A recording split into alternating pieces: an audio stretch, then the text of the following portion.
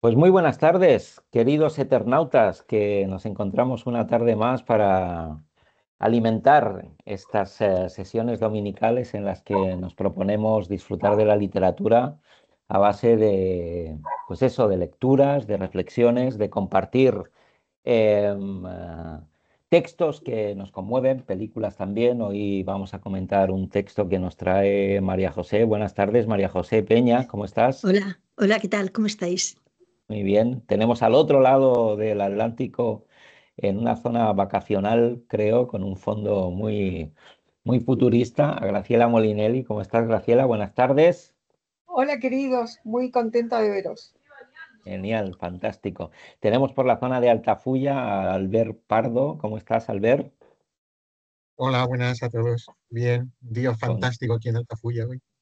Como ayer, con quien tuvimos Mm, ocasión de compartir sí. una larga caminata por la zona de Altafulla, visitando castillos, calas, playas. Tuvimos un día fantástico ayer con Albert por la zona de Altafulla. En Vilafranca del Penedés tenemos a David Monteagudo. ¿Qué tal, David? Hola, muy bien, gracias.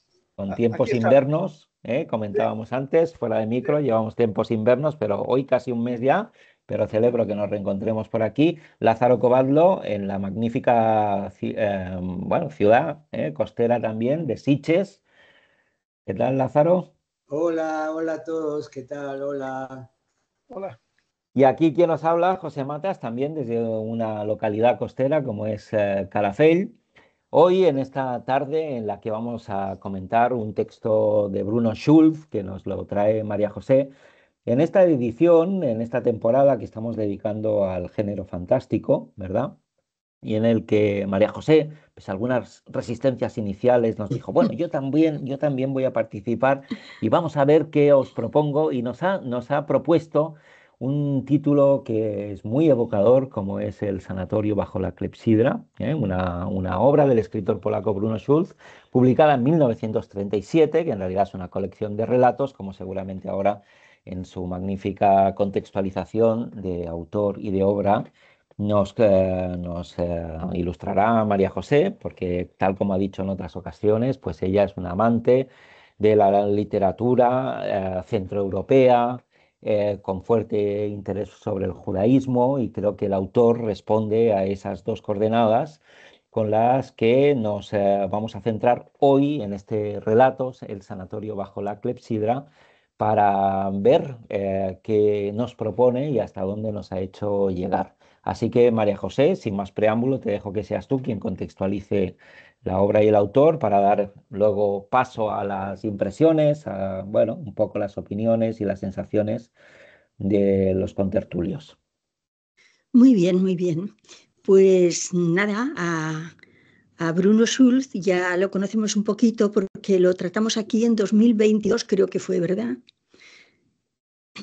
Creo que fue en la segunda temporada o en la primera, en fin, hace Más o algún menos. tiempo ya comentamos uno de sus relatos. ¿Por qué lo incluimos aquí como género fantástico? Pues a mi parecer, la literatura de Bruno Schulz es tan potente, tan rica, que permite transitar por varias etiquetas literarias. Lo mismo podríamos incluirla como en literatura expresionista, porque realmente es una indagación en el yo propio, se expresa todo su universo personal con muchísima, en fin, es el punto de donde arranca toda su literatura, su propia vida, sus perfecciones. Por lo tanto, podría ser perfectamente literatura expresionista, también podría ser literatura surrealista, porque realmente como escritor de esa época de entreguerras, también asume lo de las vanguardias y mm, corta un poco, rompe con los conceptos que establece el surrealismo. Rompe con la razón, bordea la frontera de la moral y la de la estética. Por lo tanto, su literatura, la literatura de Bruno Schulz, también la podríamos considerar un poco surrealista. y también es vanguardista, porque él bebe de las vanguardias del periodo en que vivió. Y aunque realmente no salió casi nunca de su Drohobych natal, una ciudad de provincias pequeña, pero tenemos la impresión, así ha quedado, parece que manifiesto, que él conoció o leyó a los grandes escritores de aquel momento y estaba al corriente de las corrientes literarias que circulaban. Por lo tanto, es un escritor vanguardista de la época de entreguerras. Pero también lo podemos englobar dentro de la literatura fantástica, ¿por qué no? Él rompe con la realidad y se va por unos derroteros en que lo irreal, lo fantasmagórico, lo mágico tiene su lugar. Así que a mí me parece que también en este contexto podemos introducir a Bruno Schulz. ¿Qué sabemos de él? Bueno, pues ya sabemos alguna cosilla ya sabemos de él. Ya lo comentamos en el año 2022. Nació en 1892 y muere en 1942 a los 50 años.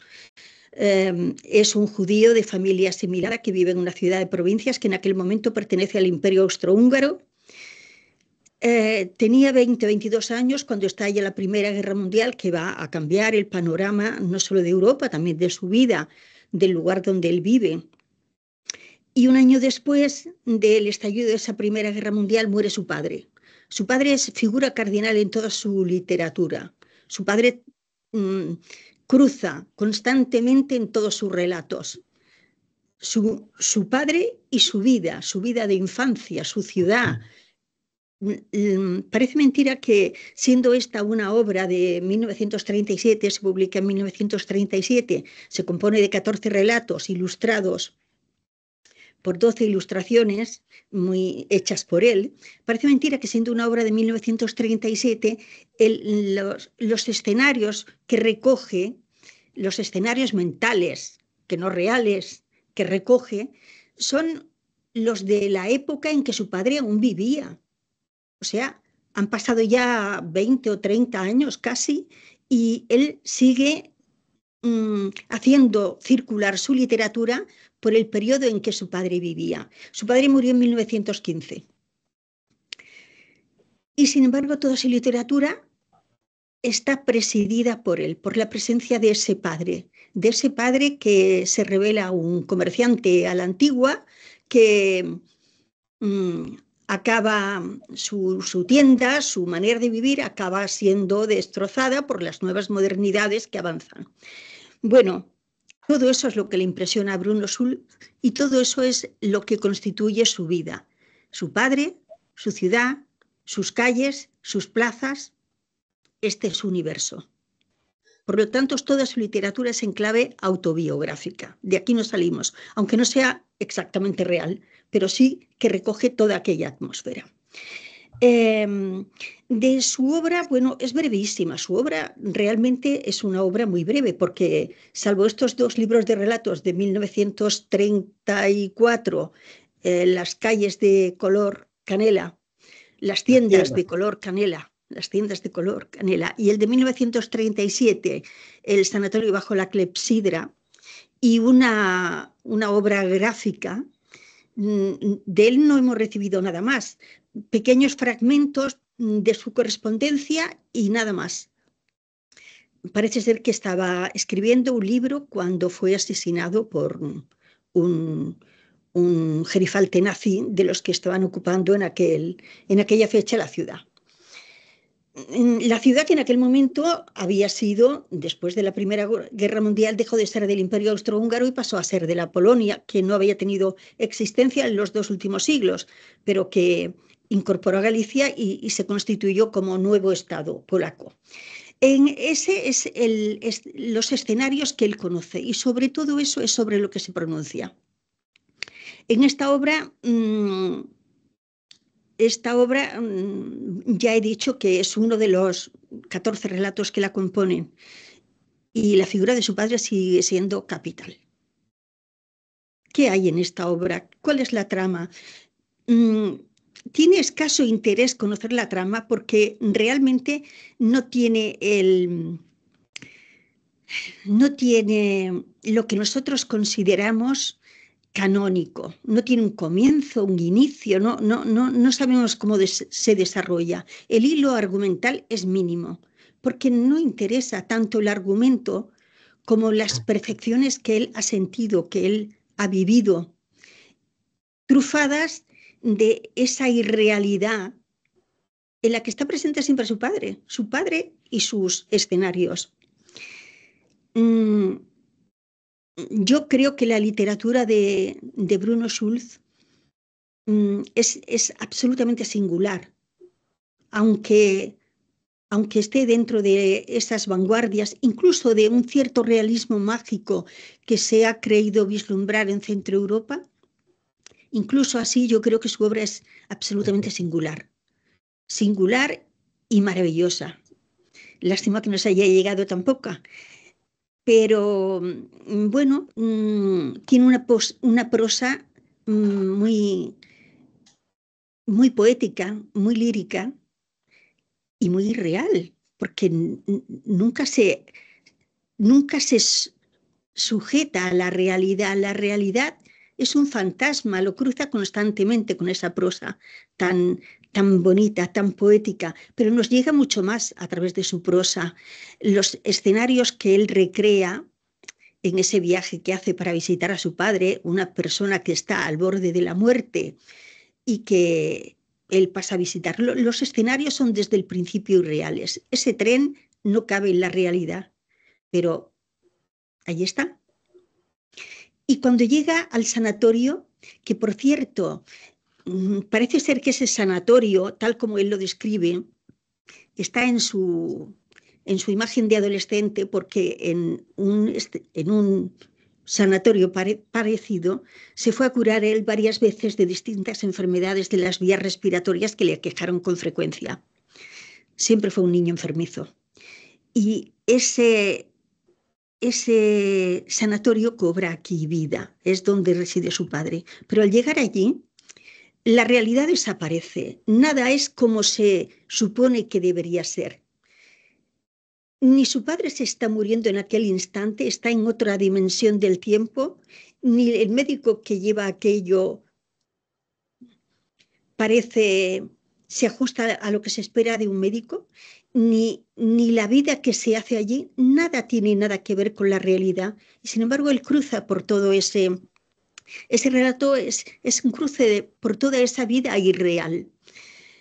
No, yo creo que Bruno Schulz no quiere decirnos nada más que el sinsentido de la vida humana. Es, a mi parecer, una literatura algo pesimista, pero no es dramática, porque nunca acaba con ese dramatismo que vemos en los dramas. No. Él sabe torcer y sabe encontrar lo jocoso de las situaciones, lo grotesco de las situaciones.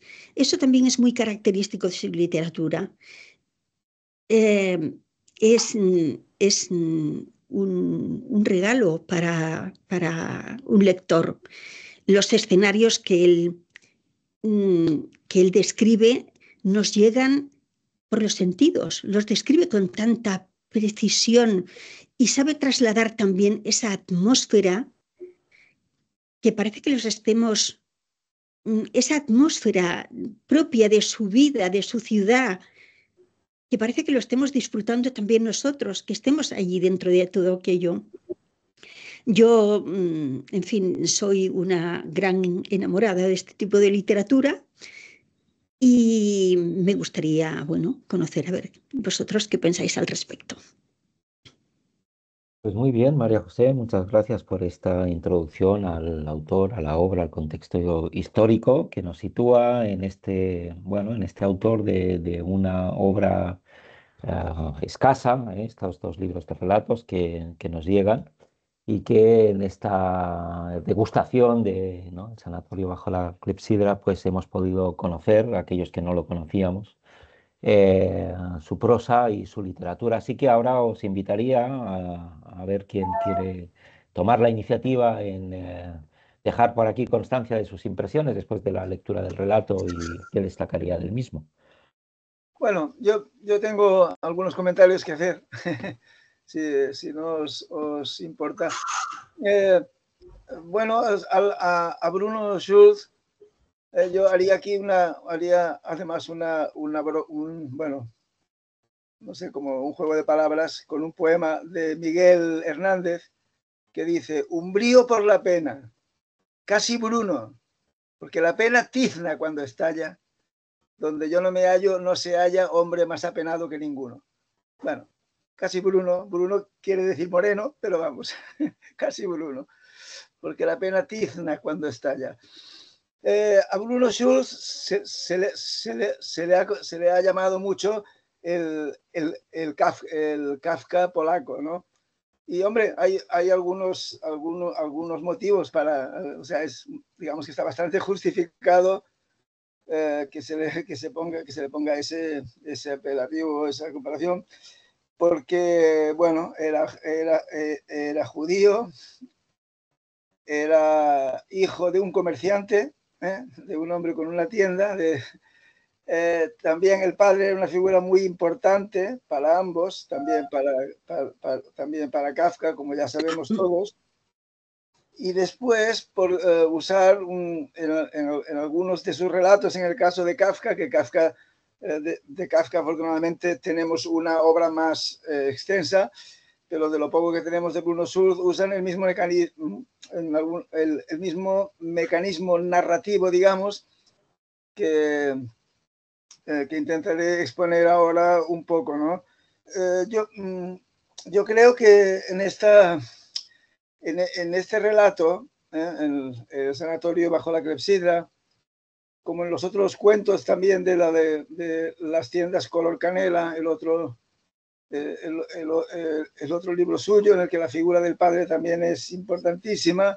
Y por cierto, tema muy, muy kafkiano, en los alucinantes relatos de ese libro de las tiendas color canela, a veces el padre aparece transfigurado, transmutado en insectos, en moscas, en cosas rarísimas, en zorros, en animales muy... o sea que algo bastante kafkiano, pues sí que es. Pero a lo que me refería es a que en este cuento del sanatorio bajo la clepsidra, quizás no creo que haya... Siempre se tiende a intentar ver una intencionalidad, ¿no? En los escritos de las personas, que si quería revelar el absurdo de la existencia, del mundo en el que vivía, todo eso, no sé, eso yo siempre soy un poco escéptico con eso, no me convence demasiado, sino que más bien creo que uno escribe aquellas cosas que le pide el cuerpo y que le apetece. Y por supuesto uno es hijo cada escritor es hijo de un tiempo, de una época determinada. Incluso yo creo que no hace falta que lea a sus contemporáneos, a lo mejor puede leer solo a los clásicos y acaba escribiendo como un autor de esa época, porque aunque cada persona es única y irrepetible y muy especial, pero también es hija de una época, de un momento concreto histórico, de una sociedad, y eso se acaba viendo reflejado también en su obra, por muy original y muy personal que sea, ¿no? Entonces yo creo que el mecanismo de este cuento lo veo clarísimo, es un mecanismo onírico completamente, ¿eh? Yo es que no sé si en vuestro caso vosotros lo habéis visto como un sueño, pero yo he tenido sueños muy parecidos, bueno, muy parecidos. No exactamente por las cosas que ocurren, pero por el mecanismo narrativo, ¿no? Por cómo ocurren las cosas, por cómo se van deformando. Yo cuando, por ejemplo, él llega al sanatorio por fin y tiene hambre y va al comedor y ve esas vitrinas o con pasteles variados, yo ya dije, este no va a comer ni un solo pastel. Aquí no. Esto será una historia como las de Carpanta, que no va a poder comer. Al final va al pueblo y en el pueblo resulta que sí, que ahí en el restaurante puede comer. Pero no sé por qué ya me lo... Entonces, yo aquí veo el mecanismo onírico clarísimo, ¿no? En el sentido de que llega esta cosa que se va enturbiando, que se va complicando, que no acaba de eso, que luego resulta que que fuera no es nunca de día, de verdad, porque hay un cielo muy gris y todo se va quedando oscuro y no acaba de... Otras cosas que son muy, muy oníricas, ¿no? Como lo de que llega allí al pueblo, ¿no?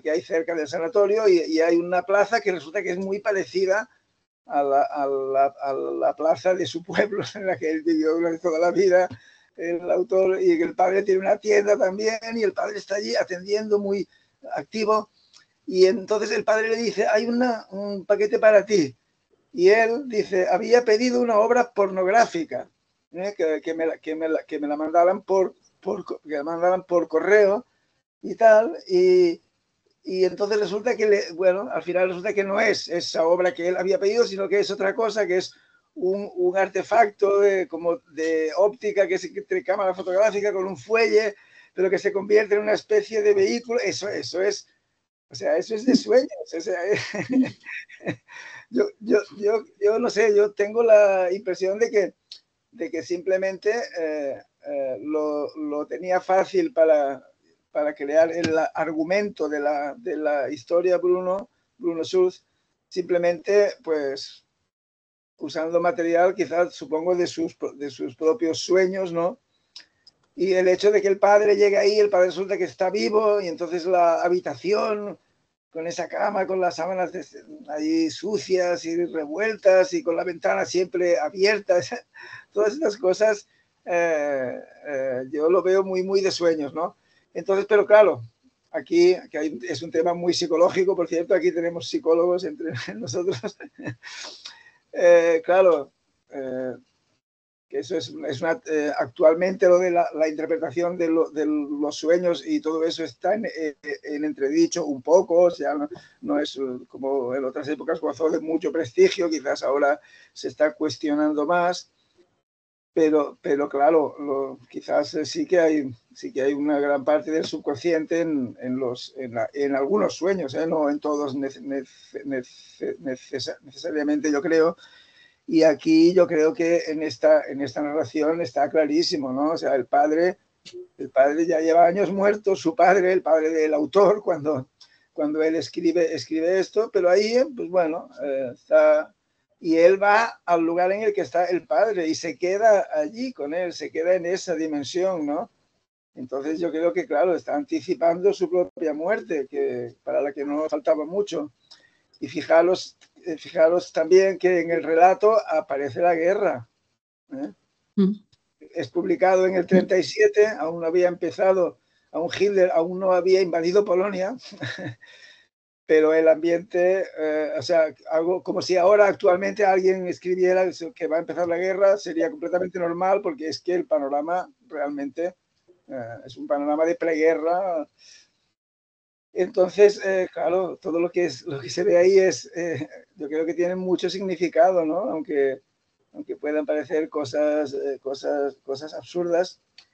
Y luego tiene esa cosa fascinante que tienen los relatos de Bruno Schulz, de este hombre al que yo conocí aquí en Los Eternautas, como ha dicho antes María José, gracias a ella precisamente, que ella trajo un relato de las tiendas color canela, de las tiendas de color canela, y es fascinante, es un autor fascinante porque tiene una forma de narrar las cosas que te atrae, a mí me resulta muy, muy atractivo leerlo, muy interesante. Luego, como ocurre con todos los autores, cuando ya ves toda su obra, que en este caso aparte no es muy extensa, pues sí, ves que a veces se meten unos bucles en historias un poco que pierde un poco el sentido narrativo, pero yo creo que es interesante y es más narrativo, más eso que Kafka. A ver, ojo, a mí el Kafka de los relatos, de los relatos breves, me encanta, siempre me ha gustado, pero el de las grandes novelas, ¿no? El del castillo, el proceso, pues lo veo, el mecanismo onírico este que ya he dicho totalmente, o sea, clarísimo, Pero bueno, de hecho las novelas de Kafka como novelas, como artefactos narrativos, son desastrosas. O sea, es una cosa que no va a ningún lado, que no... y en cambio en los relatos breves Kafka es muy contundente y me encanta, no sé, pues, en relatos como La condena, en la colonia penitenciaria, Un artista del hambre o cualquiera de estos, incluso La madriguera, muy, muy potentes porque es breve y ahí se concentra. En cambio, cuando se va por las ramas, en cambio Bruno Sulf, como también escribió, solo hemos conservado sus cosas breves, pues a mí me gusta particularmente. O sea que yo en este caso estoy contento y considero que es un relato fantástico. Yo creo que clarísimamente es un relato fantástico en el tono este onírico, expresionista también, como ha dicho María José, ciertamente, pero yo lo consideraría un relato fantástico, eso sí, de gran calidad y con mucho significado, con mucho trasfondo, cosa que ahora podemos verlos porque sabemos lo que ocurrió después en la historia, en la propia vida del personaje, su muerte temprana, pues claro, adquiere un significado todo esto terrible, ¿no? Bueno, pues un poco eso es lo que yo quería comentar. muy bien, David, pues muy bien expresado también y seguramente que aglutinarás bastante consenso en lo que has dicho. En una cosa así no estoy plenamente de acuerdo, pero me la reservo para el final. Quizá algún corte tuyo también la anuncie por ahí. Y a ver, Lázaro, ¿qué nos cuenta Lázaro sobre este relato? Bueno, lo que yo podría decir, en realidad estoy de acuerdo con lo que dijo María José y David. Creo que debe haber un consenso bastante generalizado sobre esto, ¿no? Es decir, es evidente que sí, que es surrealista, que es onírico, ¿no? Y es curioso, ¿no? Se podría decir también que es un escritor nocturno, ¿no? Por lo menos, es decir, porque tanto en las tiendas color canela, Sí. transcurre de noche y entonces, y lo mismo pasa con esto, ¿no? Ahora, una cosa que, claro, que me llamó la atención es la abundancia descriptiva, cómo describe los paisajes, las personas, y entonces he tenido en cuenta que, claro, que él era ilustrador también, era pintor, no sé si era un pintor, ¿no? Así, un pintor. Bueno, y entonces, claro, es un escritor eminentemente, en primer lugar, visual, ¿no? Tiene es decir, te lleva a mirar las cosas, te las muestra, sí, te las enseña, ¿no? Y así que es un escritor eminentemente visual. Y bueno, también hay visual y auditivo, ¿no? Es un escritor de los sentidos. Es decir, que yo creo que da preponderancia a todo aquello que toque los sentidos antes que a una narración, a un hilo narrativo, ¿no? Como decía María José, no hay una trama, por lo menos una trama. Hay pequeñas tramas, ¿no? Pasan pequeñas cosas que se van entrelazando, que no tienen nada que ver, ¿no? Bueno, y es curioso, ¿no? Porque uno puede imaginar perfectamente esos pasteles que yo me dio hasta un poco de hartazgo de comer pasteles así sin comerlos, ¿no? Además pensé, como tiene hambre y se va a comer pasteles, yo lo primero que tendría hambre sería comerme un buen churrasco, o en peor de los casos un plato de tallarines. Bueno, pero sí, bueno, tiene, es decir, una pluma bastante buena, ¿no? Y sí, es absolutamente descriptivo. Yo diría que hasta tomaría términos propios prácticamente de la plástica, como que es un escritor neofigurativo, ¿no? Y bueno, todo esto es evidente y no parece ser un escritor para, digamos, que sea una literatura para el gran público, ¿no? Pero bueno, sí, gran escritor, buen escritor. Y yo no tengo mucho más que decir, ¿no? Porque ya trataré de ser breve como él, como Bruno Sulz. Muy bien, Lázaro, muy bien. Pues vamos a ver, Graciela, por dónde va tu disertación. Bueno, me viene avisando la máquina que la red es inestable, así que en algún momento se puede cortar. Eh, Suele suceder acá que las redes de internet no son estables en la playa porque hay mucha Sí, ahí se Sí, nos ha quedado un está poquito claro que no cortada son Graciela. Sí, bien no es, estables. Sí, que Graciela, nombraste ahora algún mismo modo. no te escuchamos. Quizá lo que podrías hacer es apagar la cámara para que el ancho de banda que tienes lo aproveches principalmente para tu voz. Mientras tanto, vamos a dar paso a ver si Graciela puede recuperar la conexión, que sea Albert entonces el que nos dé su punto de vista. Y retomamos a Graciela en cuanto sea posible.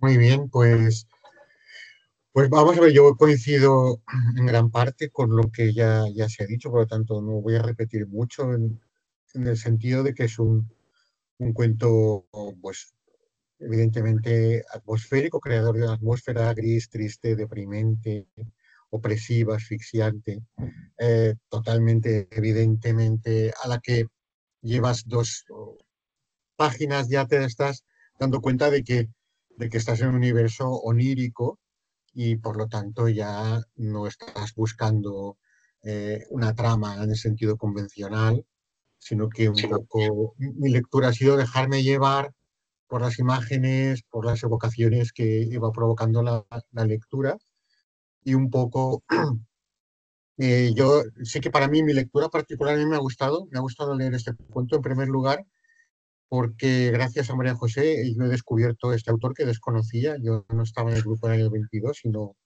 y me ha gustado conocerlo además también porque es un tipo de relato, un tipo de escritura a la que no soy yo muy propenso de forma natural, me gustan más los contextos más realistas y por tanto creo que a veces necesitas que alguien te impulse a leer pues textos que no son los que lees habitualmente y me ha gustado mucho. Y ya os digo que mi lectura ha sido esta. Yo claramente creo que es un viaje claramente, ¿no? Porque empieza y acaba en un tren y es un viaje en el tiempo bajo la clepsidra y a un tiempo que es pasado. Me gustó mucho, en concreto, una expresión que era un tiempo de segunda mano, un tiempo usado, ¿no? Eso fue ha sido una expresión que me ha gustado, una manera de expresar que me ha gustado mucho. Es un viaje en el tiempo probablemente y según mi lectura particular, un viaje del narrador a su infancia y un reencuentro con su padre y un intento de sanar probablemente algún tipo de conflicto infantil con su padre, ¿no? Aparecen muchos elementos simbólicos, muchísimos. Aparece a veces el sexo, a veces la comida, ¿no? Instintos como muy primarios. Y después, pues básicamente esto es lo que yo quería comentar. Es evidente, como ha dicho María José al principio, la figura del padre aquí, el padre y la ciudad. Como no he leído nada más de momento de Bruno Schulz, pero bueno, María José ya lo ha dejado claro, que son elementos que aparecen con frecuencia en su literatura.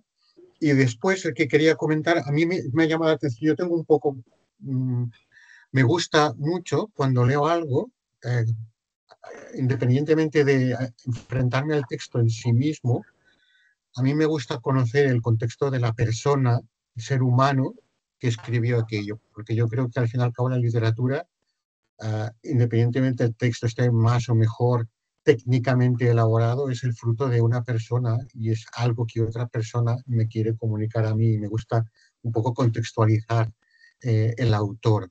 Y bueno, es algo que a mí me gusta hacer. Entonces, enseguida cuando empecé a leer notas, bueno, lo que ponía en Wikipedia de Bruno Schulz, enseguida me vino que es bastante evidente el paralelismo con Kafka, en el sentido de que generacionalmente son próximos, pertenecen a una cultura del judaísmo oriental, del judaísmo askenazí, y además están viviendo en estos territorios híbridos de identidad difusa de por sí, esos territorios de Europa Central que a veces están en Ucrania, a veces en Polonia, a veces en Bielorrusia, y van cambiando y además de forma muy traumática. Y ambos coinciden en todos estos aspectos. Y yo creo que de alguna manera esto se debe traducir. Mi hipótesis es de que la cultura esta judía askenazí, que es una cultura muy cerrada en sí misma, además muy con una profundidad, digamos, espiritual, en referencia a los textos, a la Biblia, a la lectura de la Biblia, a la interpretación de la Torá, al misticismo, a la cábala.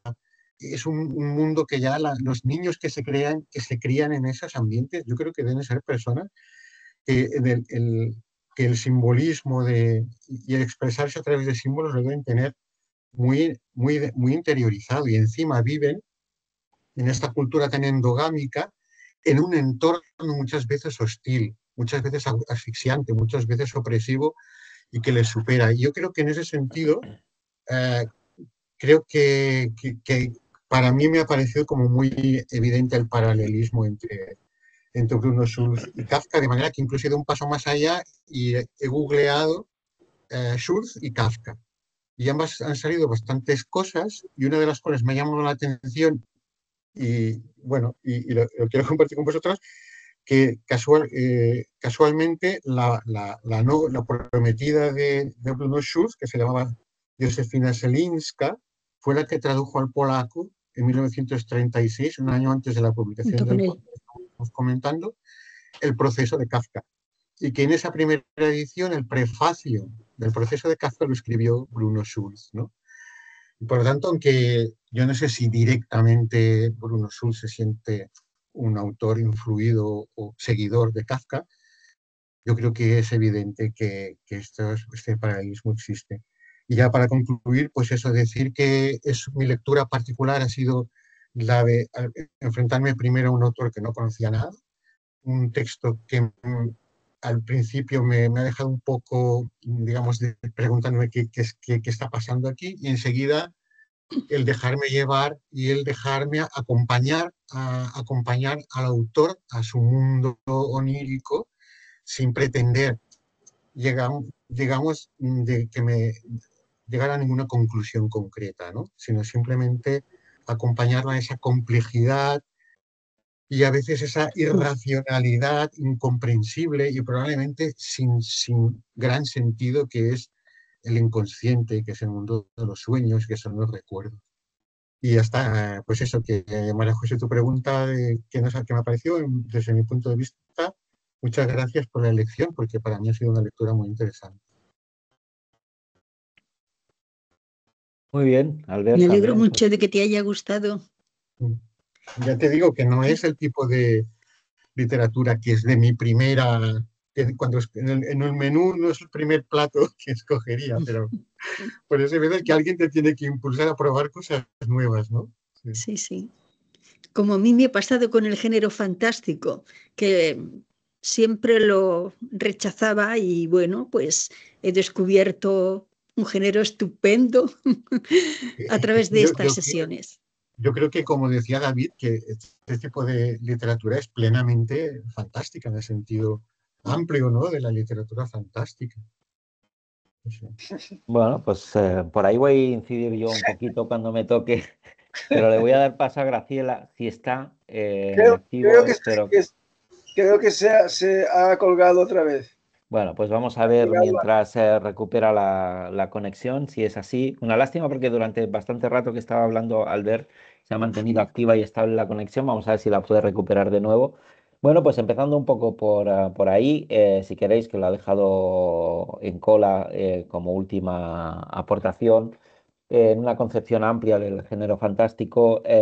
Yo sí que discreparía un poco respecto a que este texto pudiéramos considerarlo del género fantástico, por algo que argumentaré, ¿eh? No, no por eso es demeritorio, ¿eh? No, lo que voy a exponer ahora no está en clave demeritoria ni mucho menos. Pero el género fantástico, en mi concepción, debe cumplir con una pequeña premisa, que es una cierta ruptura, ¿no? Con la realidad, una brecha que se abre en lo que comúnmente podríamos concebir como algo propio de nuestro entorno más o menos real.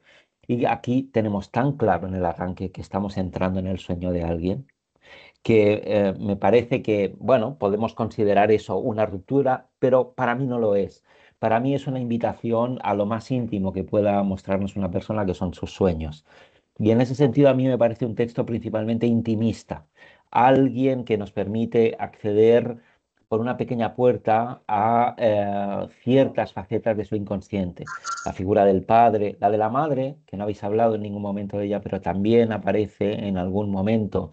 Creo que es una invitación, no sé si a la infancia, pero sí como mínimo a los elementos clave del inconsciente. Ya no diría del autor, del cual conozco lo que hoy aquí se ha expresado y poco más, entre otras cosas porque yo he descubierto al autor porque justamente cuando lo aportasteis en el año 22, habéis dicho, fue cuando yo hice mi paréntesis y no participé de estas sesiones y por lo tanto he descubierto al autor y su obra en este momento. Y a mí me parece un texto eminentemente sensorial, como ya habéis dicho, lúgubre también, triste. Por decir algo que no se haya dicho ya, a mí me ha parecido que goza de una musicalidad, de una armonía musical que me ha ido acompañando durante todo el relato. Pese a que no hay un registro sensorial ecoico durante el texto, prácticamente todo lo que hay es muy visual, pero sí que la prosa te va induciendo a un ritmo casi como si fuera una pieza de música clásica. Yo la situaría pues eso, como una pieza de piano que te envuelve, que te va adentrando, repetitiva, minimalista también, y oscura, pero que al mismo tiempo te atrapa, ¿no? Entonces, en esa sensorialidad a mí el texto me ha gustado, me ha atrapado. Y luego permitidme que como hecho añadido pueda introducir algún elemento autorreferencial. Aquí David y Albert habéis leído recientemente un texto mío que no está publicado todavía, un breve cuento, en la que un hijo viene de viaje, no en un tren, sino en un avión, y va a una residencia, no a un sanatorio, a encontrarse con el padre muerto. Llega tarde, le hubiera gustado despedirse de él, y sin embargo, cuando llega lo recibe no un doctor, pero sí una enfermera que también le posibilita, por un elemento que desconocemos, la posibilidad de encontrarse con un padre vivo, con el que conversa, con el que rememora pasajes de su vida anterior, que adquiere un tono triste también. Y yo, según leía el texto, quedaba ciertamente asombrado porque yo no había ni conocía a este autor ni este texto, y me ha parecido que en esa similitud y analogía estructural de ambos relatos se evidenciaba posiblemente algunas de los arquetipos básicos del inconsciente que de alguna forma ponen en evidencia pues conflictos, ponen en evidencia pues eso, simbologías que tienen un cierto componente universal. Entonces, bueno, cuando esté ese texto publicado, que lo estará en no mucho tiempo, también te lo haré llegar, María José, para que puedas echarle un vistazo. Obviamente tiene otra naturaleza y no vengo aquí a hablar de mí ni de mis textos, pero permitidme que haya quedado un poco sorprendido, ¿no? Por esa coincidencia. Y en ese sentido, pues es un texto que también me ha interpelado porque además está también la figura de la madre como un elemento muy desdibujado, pero al mismo tiempo presente. Y son coincidencias que me han sacudido un poco, ¿no? Y me han interpelado directamente. Aparte de eso, yo creo que el texto tiene imágenes de una viveza y de una contundencia y de una carga dramática muy, muy potentes, ¿no? Yo me he conmovido cuando el personaje narrador principal en primera persona, ¿no? Puede acceder a la habitación donde está el padre y este, sin volverse, y él se mete dentro de la cama del padre y se acuesta con el padre. A mí me ha parecido de una ternura y de una, como os decía, de una carga dramática muy, muy potente, ¿no? Y luego están todos esos elementos que también ha evidenciado David, ¿no? Por ejemplo, ese libro pornográfico que es como una nota discordante, pero que al mismo tiempo nos pone en evidencia la condición pulsátil de la sexualidad ineludible, vamos a decir, ¿no? Y que aunque uno no quiera, siempre consigue, ¿no?, tener su propio latido.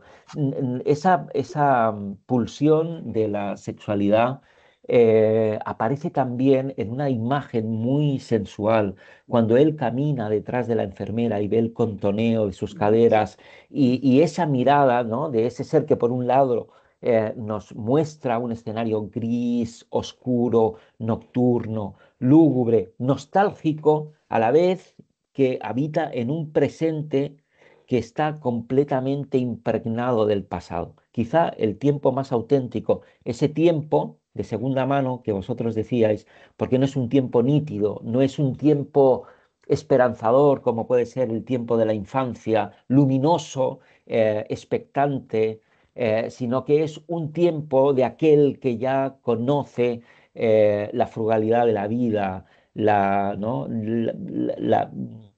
la frugalidad de la vida y la inminente muerte, porque en definitiva el tiempo y su paso nos acerca constantemente a ese escenario. Y yo creo que sin necesidad de que el texto apele a un hilo argumental, que se ajuste pues a esos escenarios clásicos de la narración, donde existe pues un mundo ordinario que es interrumpido por una llamada a la aventura en el que el personaje tiene que, ¿no? Aquí no, aquí estamos en otra cosa, en algo mucho más expresionista, como nos decía también María José al inicio, pero que nos llama, nos envuelve y nos interpela a veces mucho más de lo que uno desearía como lector. Y yo no tengo mucho más que añadir, que me ha gustado el texto, que me gusta esa sensibilidad de la prosa y que es muy difícil que un texto aglutine por razones a veces tan distintas, consenso en cuanto a las bondades del mismo. Y por otro lado, creo que es un texto que pese a que nos retrotrae a un momento histórico bastante lejano, tiene una vigencia emocional y existencial totalmente actual, y en ese sentido yo creo que tiene muchísimas bondades el texto, ¿no? Entonces, bueno, estoy pendiente también. Graciela ha hecho 2 intentos más de unirse a la reunión, pero creo que por el WhatsApp nos está diciendo que no hay posibilidad. No sé si tenéis alguna cosa más que añadir o quieres hacer tú, María José, una intervención un poco de cierre para recoger un poco nuestras Yo quería impresiones. comentar algo. Adelante, David. Simplemente por el hecho de que es algo que creo que no se ha comentado y que me parece, ahora que lo pienso, bastante evidente, que es una de las similitudes precisamente con Kafka y con la forma que tenía Kafka de narrar esas situaciones tan oníricas y tan extrañas y tan surrealistas. Y es que el narrador, que además es en primera persona, es un narrador que está constantemente, es muy racionalista, está intentando racionalizar todo esto que está ocurriendo, que es rarísimo, que va allí al lugar en el que ha muerto el padre supuestamente y le dicen que no, que está vivo y que a lo mejor incluso puede que se recupere, que es otro tiempo, y lo explica todo, lo intenta racionalizar de una forma científica.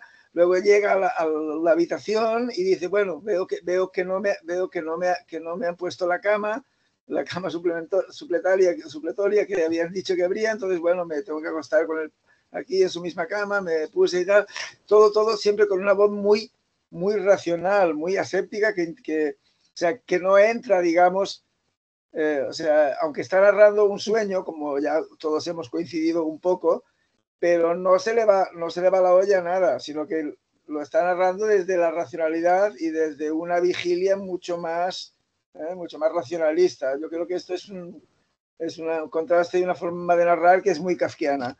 Y luego ya para terminar... Déjame añadir ahí, David, déjame añadir que justamente ese argumento sí estaría a favor de entender que el texto cumple con algunos de los requisitos del género fantástico, que es que la voz narrativa intenta ofrecer una explicación racional a los hechos extraños que evidentemente deben provenir de una ruptura con la realidad y que en este caso provienen, porque nos da esas claves prácticamente al principio, en ese tren fantasmagórico, que estamos en algo puramente onírico, ¿no? Pero sí, justamente esa contraposición, ¿no?, del narrador respecto de los hechos mostrados con la interpretación que se da es uno de los elementos clave que se dan en la mayoría de los textos fantásticos. Sí, exactamente, sí, estoy de acuerdo. Y ya para terminar, quería decir que es un gran escritor, y en lo que se nota que es un gran escritor es precisamente en esas imágenes, en esas metáforas o esas comparaciones que él crea, que en ningún caso son, digamos, metáforas gastadas, ya usadas, convencionales, sino que son realmente muy suyas propias y muy potentes, y no sé, como un ejemplo simplemente, porque el texto está cuajado de aciertos, de hallazgos en este sentido, pero uno, por ejemplo, es cuando explica que una puerta, o sea, explica que la puerta de la habitación del padre se abrió sola, así lentamente, muy suavemente, y dice, la puerta se abrió como los labios que se separan indefensos durante el sueño. Esta imagen, por ejemplo, es estupenda. Aquí se reconoce al escritor de raza, al escritor potente, ¿no? Cómo se separan los labios indefensos durante el sueño. Me parece una imagen genial. Simplemente eso. Coincido contigo en esa imagen también, como de una potencia dramática, ilustrativa brutal. Yo quería comentar una cosa muy breve, y es que en ese ambiente también había otro genio de este tipo de escritura, que era Gombrowicz, Wilton Gombrowicz, polaco, ¿no? Que vivió muchos años en la Argentina. Sí, vivió muchos años en la Argentina, sí, y se le considera otro de los tres grandes escritores de la época de entreguerras polaca, sí. Gombrowicz. Sí. Además mantuvieron muchísima correspondencia y fueron amigos, en el ambiente intelectual de aquella pequeña ciudad provinciana, pero que ofrecía tantísimo a la cultura, ¿no? Bueno, yo solo quería decir un par o tres de cosillas.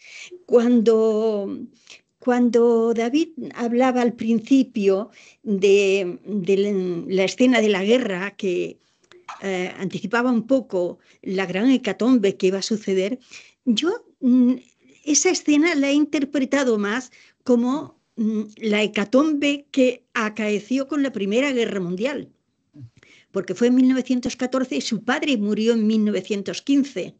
Esa escena yo la vinculo más a la Primera Guerra Mundial. En el 37, hombre, había tambores de guerra, por supuesto, había tambores de guerra, pero ya no estaban vinculados a su padre, no sé, me pareció más, en fin, yo la vinculé de esa manera. Por otra parte, su judaísmo, que hablabas tú, Albert, pues en el caso de Bruno Schulz era de una familia asimilada, es decir, que se integraban en el contexto social y cultural de la ciudad donde vivían y no tenían prácticas religiosas judías. Su madre además era de origen alemán y le había imbuido a él, como era propio en aquel ámbito territorial de Galicia, que había reductos de cultura germánica muy acentuados, pues le había imbuido a él de esa atmósfera de germanización. Por lo tanto, ellos hablaban polaco, pero también conocía el alemán. En cambio, Yiddish no sé si lo conocía, pero desde luego no era algo que practicaran en su casa. Es muy curioso, porque esa es otra gran coincidencia con Kafka, que Kafka era el mismo caso también. Sí. Kafka se crió en una familia que eran judíos, pero que no eran practicantes, que estaban desligados completamente de...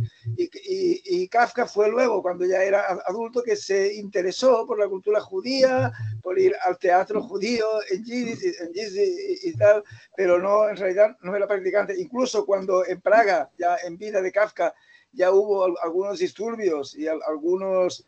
los nazis o esto ya fueron a romper cristales en algunas tiendas y tal, en algunas casas, cuando pasaban por la casa, por la tienda de Kafka, no, porque Kafka es alemán, no es judío, Kafka es alemán, porque estaba completamente asimilado. Sí, esto también, sí. Yo cuando hablo sobre eso, al ver también pensé lo mismo que tú. Sí, y en Praga era más fácil ser de una cultura asimilada. Sí. Y renunciar al propio judaísmo, pero en los núcleos así, los núcleos pequeños, de población pequeña, de los confines orientales del imperio, las agrupaciones judías tenían mucho más peso. Por lo tanto, que la familia de Bruno Schulz hubiera renunciado a aquel peso y estuviera más integrada en una cultura asimilada, pues dice mucho de que en su familia no se practicaba esto ni cerca. Otra cosa que quería decir es acerca del erotismo en la obra de Bruno Schulz. Está muy presente, no solo en este cuento, en todos los cuentos. Es más, él era un gran ilustrador y tiene un libro de obra gráfica donde las ilustraciones tienen netamente ese carácter. Creo que de Drohobit era también el creador del masoquismo, Masoch, que creo que el masoquismo se le ha dado ese nombre en memoria de este escritor, de Masoch. Era también de Drohobit. Y bueno, yo no sé si tuvieron contacto o no, ni siquiera sé si son de la misma época, no he ahondado por ahí. Pero vamos, que el erotismo está muy presente en la obra de Bruno Schulz. Y no solo por su carácter de dibujante, incluso hizo una exposición de dibujo, de gráfico, en ese preciso sanatorio que fue donde él curó sus enfermedades, y creo que la protesta de alguna persona se sintió ofendida y no sé si lo cerraron o amenazaron con cerrarlo. Pero vamos, en cualquier caso, que el erotismo ha sido una característica en la obra de Bruno Schulz. Pues muy bien, María José. Pues no sé si queréis añadir alguna cosa más y si no, pues despediríamos aquí la sesión de hoy. Bueno, yo en el sentido, yo me refería, hablando del sentido del judaísmo, yo me refería tanto en el caso de Kafka como más en un sentido más cultural profundo, más que estrictamente religioso, ¿no? De la misma manera que, por ejemplo, nuestra cultura mayoritaria, ¿no? De los países, por ejemplo, de España, ¿no? Aunque independientemente de la práctica religiosa, los conceptos de siglos de catolicismo, de los valores del humanismo cristiano, por ejemplo, impregnan, ¿no? La manera de ver el mundo de la gente, aunque no seas practicante. En el caso de Kafka, el que no era practicante, sí de mayor tuvo de hecho incluso intentó aprender yiddish y hacer obras de teatro en yiddish, y de manera su condición de judío era para él también algo que era en cierto punto conflictivo, ¿no? Sí, pero yo me refería no en sentido religioso. He leído en alguna parte que la obra en la que él estaba trabajando cuando le mataron, El Mesías, ya estuvo más inmersa en la época en que la condición de judío era algo que suponía la muerte, cosa que en el Imperio Austrohúngaro no lo suponía. Por lo tanto, ese libro, El Mesías, he leído que estaba mucho más imbuido de esa percepción de judaísmo que de pronto él también descubrió en sí mismo. Él para los demás era judío y eso impregnó esa obra. Pero como esa obra no nos ha llegado, pues tampoco podemos saber hasta qué punto le marcó. a mí me ha impresionado, me ha impactado mucho leer cómo murió, ¿no? Sí. Porque por lo visto él estaba en el gueto de esa ciudad. Era, digamos, de alguna manera un protegido de un suboficial de la Gestapo porque apreciaba sus valores artísticos y de hecho le decoraba la casa. Y otro oficial parece que lo había protegido y estaba implicado en la muerte bueno, de algún judío que era a su vez protegido de otro.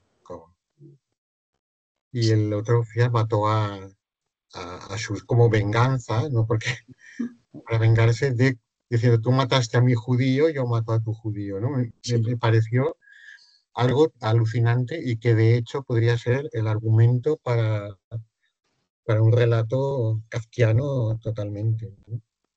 Eso de Es matar, que te mato. todo lo que sucedió allí es tan tremendo que la literatura no lo podría, no podría recoger todo lo que allí pasó, de tan tremendo, tan intenso como fue. No sé. Pero bueno, lo que pienso es con cuántas cosas nos quedamos sin tener debido a esta barbarie nazi. Nos quedamos sin Bruno Schulz y sin su obra. ¿Cuántas obras de escritores nos hemos perdido? ¿Cuántos talentos no hemos llegado a conocerlos y estaban allí? Eran un fruto a punto de abrir. Toda esa, no sé, toda esa carencia la llevamos encima. Otra cosa que me gustaría comentar es que hace años se descubrieron las pinturas que él pintó en la habitación del hijo del nazi que lo tutelaba, se descubrieron.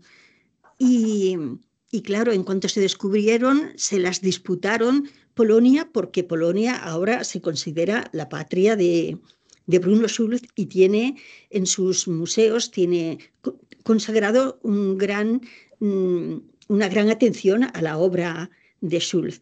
Se la disputó también Ucrania porque era en tierra que hoy es ucraniana y por lo tanto no quería que desaparecieran. Y se la disputaba Israel porque según Israel todo lo que corresponde a aquel periodo solo ellos están legitimados para tenerlo.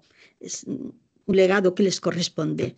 Al final creo que acabaron en Israel, pero de la misma manera que se han descubierto sus pinturas, quizá alguna vez se pueda descubrir en alguna, no sé, en algún escondite de Drojovic el Mesías.